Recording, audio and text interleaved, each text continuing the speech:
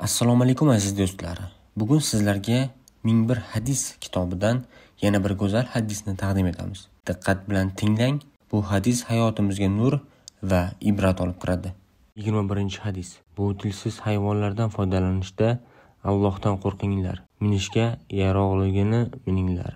Yeyishga yaroqligini yenglar. 22-hadis. Allohdan qo'rqinglar va farzandlaringizga barobar mehrda bo'linglar. Ularning kiyimlari va taomlarini barobar taqsim qilinglar. 23-hadis. Do'zaxdan yarim to'xir mol sadaqa qilib bo'lsa ham saqlaninglar. Agar uni ham olmasangiz, shirin so'zlik bilan saqlaning. 24-hadis. Mazlum kishining qarg'ishdan saqlaninglar. Garchi u kofir bo'lsa ham, uning duosi bilan Allohning dargohi o'rtasida parda yo'qdir. 25-hadis. Mo'min kishining farosatidan saqlaninglar. Chunki u Alloh taoloning nuri bilan qaraydi. 26-hadis.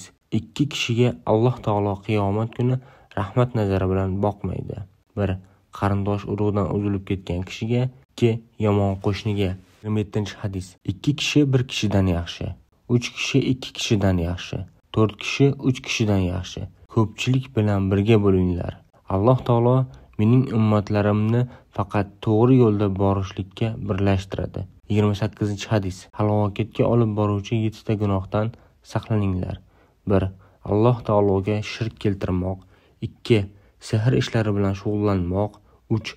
Birovni nohaq o'ldirmoq. 4. Sudxo'rlik. 5. Yetimlarning molini yemoq. 6. Yov bilan bo'layotgan jangdan qochmoq. Erli, mo'mina, iffatli ayollarni fohisha deb haqoratlamoq.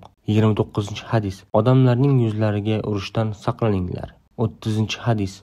Alloh taolo qaytargan barcha gunohlardan saqlaninglar. Kimki ulardan birortasini qilib qo'ysa, Allohning pardasi bilan yashirinsin va tavba qilsin.